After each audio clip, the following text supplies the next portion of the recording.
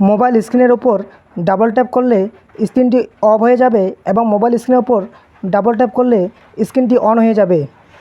আপনাকে বারবার মোবাইলের পাওয়ার বাটনের ওপর প্রেস করতে হবে না।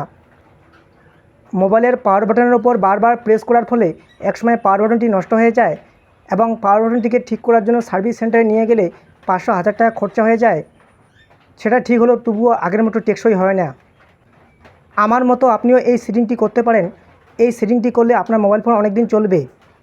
সেটিংটি কীভাবে করবেন আজকের এই ভিডিওতে আমি দেখে দেবো, তাই ভিডিওটি অত্যন্ত গুরুত্বপূর্ণ হতে চলেছে। আপনারা ইউটিউব চ্যানেলটিকে সাবস্ক্রাইব করে দেবেন, কারণ আমি যখন কোনো ইন্টারেস্টিং টিউটোরিয়াল ভিডিও আপলোড করব নোটিফিকেশনের মাধ্যমে আপনাদের কাছে পৌঁছে যাবে। আপনারা প্রথমে মোবাইলের সেটিংটি ওপেন করবেন, পেজটিকে স্ক্রল করে নিচে আসবেন। নিচে আসার পরে এখানে একটা অপশন পাবেন home screen and lock screen, এই অপশনটির উপরে ক্লিক করে দেবেন। পেজটিকে স্ক্রল করে নিচে আসবেন। নিচে আসার পরে এখানে একটা অপশন পাবেন ডাবল ট্যাপ টু লক, এই অপশনটিকে আপনারা এনেবল করে দেবেন।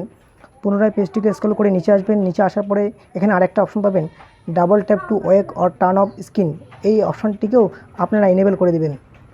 এটা আমি ওপো মোবাইলের ক্ষেত্রে দেখে দিচ্ছি। আপনারা কোন মোবাইলের ক্ষেত্রে ভিডিও চান কমেন্ট বক্সে অবশ্যই জানাবেন। এই সেটিংটি অন করার ফলে মোবাইল স্ক্রিন অন অফ করার জন্য আপনাকে বারবার পাওয়ার বাটন ব্যবহার করতে হবে না। ভিডিওটি ভালো লাগলে লাইক করবেন এবং আপনাদের বন্ধুদের মাঝে ভিডিওটি শেয়ার করে দেবেন। ধন্যবাদ।